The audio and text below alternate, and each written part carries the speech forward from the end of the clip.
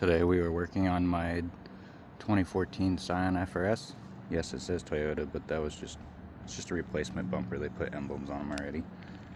I've already got the stock exhaust manifold off.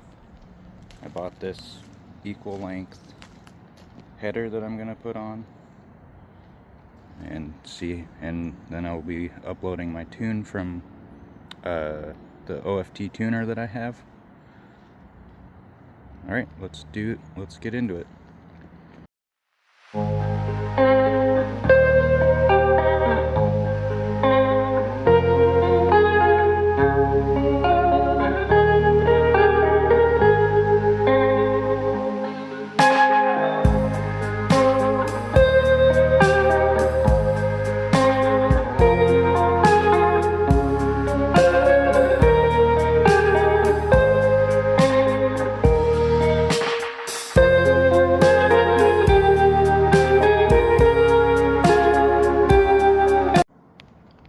Alright, so I got the header installed. It's all connected to the exhaust.